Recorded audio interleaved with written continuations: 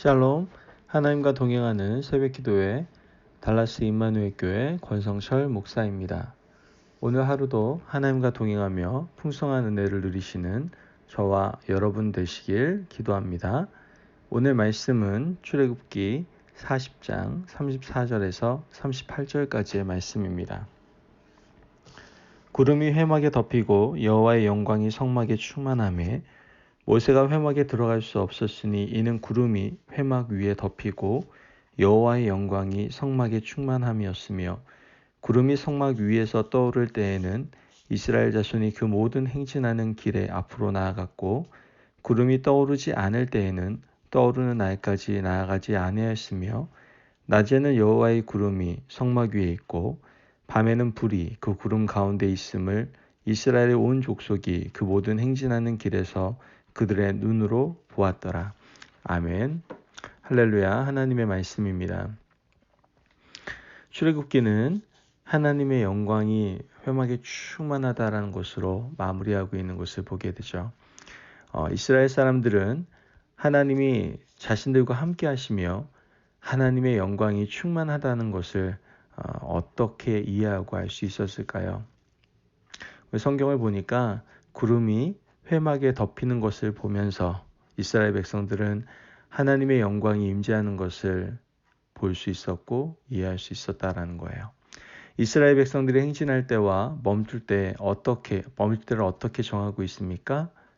이스라엘 백성들은 구름이 성막 위에 떠오르면 앞으로 행진해서 나아가게 되고 구름이 떠오르지 않을 때에는 그 자리에서 멈추고 나아가지 않았던 것을 우리는 보게 되죠. 그리고 모든 이스라엘 백성들이 낮에는 구름이 성막 위에 있고 밤에는 불이 구름 가운데 있음을 그 모든 행진하는 길에서 눈으로 보게 되는 것을 성경은 이야기하고 있습니다. 하나님은 눈으로 보기에 어디에도 없으셨어요, 분명. 그죠? 하나님 본 사람은 없죠. 단 성막 위에 있는 구름을 통해서 이스라엘 백성들은 하나님이 자신들과 함께 하시고 계시다는 것을 알 수 있었다라는 것이죠. 그래서 이 구름을 여호와의 구름이다 라고 이야기를 하는 것을 성경 38절에서 우리는 볼 수가 있습니다. 구름은요, 하나의 방편입니다. 하나님의 영광이 충만하고 하나님이 진중에 거하시는 것을 나타내는 그냥 하나의 표적이었다라는 것이죠. 구름이라는 방편을 사용해서 하나님은 자신의 임재와 영광을 나타내셨다라는 거예요. 오늘날 하나님이 우리와 함께 하시다는 증거는 어디에 있을까요? 우리는 어떻게 하나님이 지금 여기에 우리와 함께 하신다는 것을 알 수가 있을까요? 광야 시절에는 하나님이 구름을 방편으로 하셔서 이스라엘 백성들과 함께 하시다는 것을 나타내셨는데 이제는 하나님께서 어떻게 지금 오늘날 자신을 어떻게 나타내실 수 있을까요? 하나님이 우리와 함께 하신다는 가장 분명한 증거는 예수 그리스도의 성육신이에요. 그리스도가 세상에 왔다는 것 자체가 하나님이 우리를 돌아보시고 우리와 함께 하시고 그분의 영광이 우리 가운데 임하셨다라는 가장 놀라운 표적이다라는 것이죠. 마태복음 1장 23절 말씀을 보면 보라 처녀가 잉태하여 아들을 낳을 것이요 그의 이름은 임마누엘이라 하리라 하셨으니 이를 번역한즉 하나님이 우리와 함께 계시다 함이라. 아멘. 여러분 이제 구름 정도가 아니에요. 친히 하나님이 독생자를 이 땅에 보내심으로 하나님이 우리와 함께 계시다는 것을 증거하고 계시다라는 것이죠. 요한은 요한복음 1장 14절을 통해서 이렇게 말씀합니다. 말씀이 육신이 되어 우리 가운데 거하심에 우리가 그의 영광을 보니 아버지의 독생자의 영광이요 은혜와 진리가 충만하더라. 여기에서 우리 가운데 거하심에 라는 그러한 문장을 볼 때 그 의미는 곧 장막을 펼친 것 같은 그러한 의미이다라는 것을 알 수가 있죠. 구약의 장막을 염두에 둔 그러한 표현이다라는 것이죠. 과거에는 회막과 구름으로 이스라엘 백성 가운데 함께 하신 것을 보였으나 이제는 하나님의 영광의 본체이신 예수 그리스도 자신이 오심으로 하나님이 우리와 함께 하심을 알려주시고 그분의 영광을 드러내 주셨다라는 거예요. 이거보다 더 확실한 증거는 여러분 없어요. 하나님이 우리와 함께 하시다는 것을 그동안 여러 방편을 통해서 보여주셨는데 친히 오셔서 우리 가운데 거하심으로 보여주고 계시는 것이죠.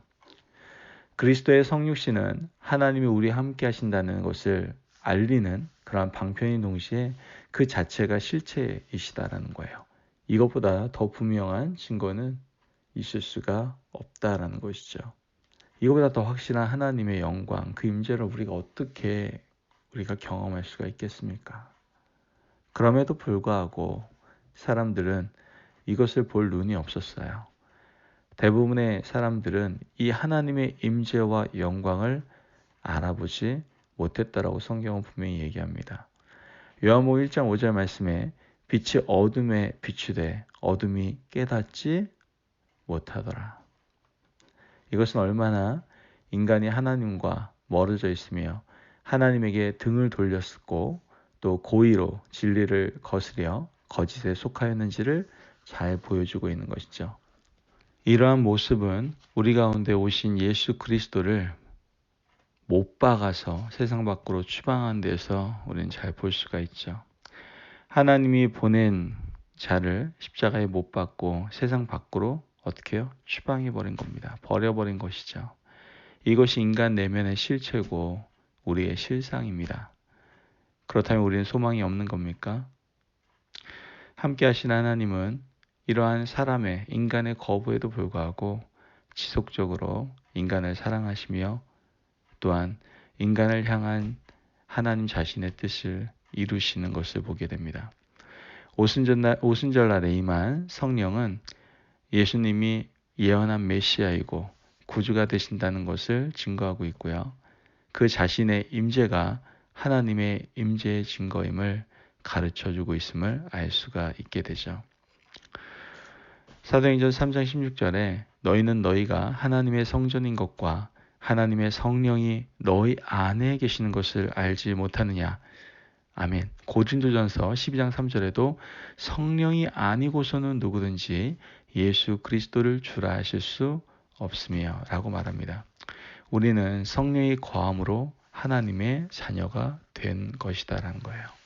하나님의 영은 예수 그리스도의 성육신과 그의 사역의 의미를 우리에게 해석해 주시고 이를 통해 하나님이 우리와 함께 하신다라는 하나님의 그 영광과 그 임재가 우리와 함께 하신다는 것을 우리에게 잘 가르쳐 주고 계신다라는 거예요. 이제 성도들은 바리새인들과 서기관처럼 좀 다른 표적을 구해서는 안 됩니다. 주님은 악하고 음란한 세대가 표적을 구하며 자신은 요나의 표적밖에는 보일 표적이 없다라고 말씀을 하시죠. 곧 예수님이 자신 십자가의 표적이 되고 하나님은 십자가를 통해 사람들이 자신을 더 알기를 기뻐하신다는 그런 말씀입니다. 하나님이 함께 하신다는 증거는 주의 이름으로 선지자 노릇하며 주의 이름으로 귀신을 쫓아내며 주의 이름으로 많은 권능을 행하는 것, 그런 것이 아니라 오히려 주님은 이러한 사람들에 대해서 내가 너희를 도무지 알지 못하노니 불법을 행하는 자들아 내게서 떠나라고 말씀하시는 걸 보게 됩니다. 여러분, 이런 의미에서 오늘날 자꾸만 약간 한쪽으로 치우치는 그러한 성령운동, 이런 것들은 조금 우리가 좀 고민해보고 생각해볼 필요가 있습니다. 하나님이 함께 하시는 증거를 하나님이 이미 행하신 일에 두지 않고 다른 기사나 이적을 사모하는 것으로 증거를 삼고자 한다면 여러분들 이건 굉장히 잘못된 신앙으로 빠질 수 있다는 것이죠. 오히려 아들의 성육신과 오순절 성령의 강림으로 성취된 것의 의미를 보다 잘 우리 마음속에 새겨볼 필요가 있다는 거예요. 하나님은 함께 하시지 않은 적도 없고요. 오히려 하나님은 늘 우리와 함께 하셨고 지금도 함께 하심을 예수 그리스도의 오심으로 그리고 성령의 오심으로 내가 성령으로 말미암아 예수를 주님으로 모시고 그분을 따라 사는 것으로 확증해 주고 계시는 것을 알 수 있습니다. 더 이상 함께 하시는 증거를 구하는 것은 현실의 어려움과 각박함 속에서 물론 지푸라기라도 잡고자 하는 그런 안타까운 마음으로 이해될 수는 있지만 이것은 하나님을 모독하는 것으로 나아갈 수 있음을 기억해야 됩니다. 이렇게 어떤 증거만을 구하는 것은 하나님을 시험하는 것으로 엇나갈 수 있다는 것이죠. 그러므로 우린 조심해야 됩니다. 하나님이 함께 하시는 것을 알려면 어떻게 해야 됩니까? 하나님의 말씀에 순종하고 그 길을 걸어갈 때 가능한 것이죠. 사람 편에서 이것보다 하나님이 더 함께 하시는 증거는 없다라는 거예요. 마태복음 16장 24절 말씀을 보면 이에 예수께서 제자들에게 이르시되 아무든지 나를 따라오려거든 자기를 부인하고 자기 십자가를 지고 나를 쫓을 것이니라. 베드로가 주를 부인하는 그러한 과정을 겪고 제자들이 비겁하게 도망가는 그러한 모습을 한때는 보였죠. 그러나 결국 그들은 어떻게 합니까? 자기를 부인하고 자기 십자가를 지고 주님을 따라가는 그 길을 선택하게 됩니다. 여러분 분명한 것은요. 이러한 삶을 사는 사람은 주님의 이러한 말씀을 듣게 될 겁니다. 누가복음 18장 29절에 30절 말씀을 보면 내가 진실로 너에게 이르노니 하나님의 나라를 위하여 집이나 아내나 형제나 부모나 자녀를 버린 자는 현세에 여러 배를 받고 내세에 영생을 받지 못할 자가 없느니라. 아멘. 자기를 부인하고 자기 십자가를 지고 주님을 따르는 이러한 모습으로 나가지 않는 것은 여러분 우린 잘못 신앙생활을 하고 있는 겁니다. 여러분 이 부름이 영광이고요. 이러한 삶이 아름답다는 것을 이미 주님과 제자들이 그리고 여러 믿음의 선배들이 보여주고 있고요. 우리는 이제 이 길로 초청받고 있다라는 거예요. 이 길로 걸어간 사람들 중에 하나님의 함께하심과 그의 영광을 보지 않는 사람이 없었고요. 하나님의 영광이 가득한 그러한 하나님의 영광이 임하는 그러한 삶을 살게 되는 것을 우리는 알게 됩니다. 오늘날 살아가는 우리에게 이런 하나님의 영광이 가득한 하나님의 임재가 가득한 그러한 삶을 살아가는 우리 성도들이 되기를 간절히 소망합니다. 그 하나님의 영광이 우리의 삶 가운데 가득할 때 그분과의 동행이 시작이 되고 그분과의 동행을 통해서 우리는 참된 행복을 누리는 복된 삶을 살아가게 될 줄을 믿습니다. 그러한 하나님의 영광이 가득한 삶을 살아가시는 저와 성도님들이 되시길 주님의 이름으로 축복합니다. 아멘. 기도하겠습니다. 하나님 감사합니다. 우리가 참된 복된 삶을 누리기 위해서는 하나님의 임재, 하나님의 영광이 우리의 삶 가운데 가득해야 될 줄을 믿습니다. 어떠한 증거를 구하는 인생, 어떤 것들을 봐야만이 우리가 하나님의 임재를 느낄 수 있다라고 하는 그러한 잘못된 신앙이 아니라 늘 하나님의 말씀 바라보며 그 말씀을 읽으며 그 말씀에 순종하며 걸어갈 때 언제나 우리의 삶 가운데 자신을 내려놓고 온전히 주님을 따르는 그런 말미암아 하나님의 영광에 하나님의 그 임재를 경험하는 저희들의 삶이 될 수 있도록 주님이 축복하시고 함께하여 주옵소서. 오늘도 하나님의 영광이 가득 임하는 삶을 저희들이 살기를 간절히 소망하며 예수님의 이름으로 기도합니다. 아멘. 오늘도 하나님께서 여러분들과 함께 하실 겁니다. 그 영광이 임재 가운데 늘 가득 거하시기를 축복합니다. 오늘도 승리하세요.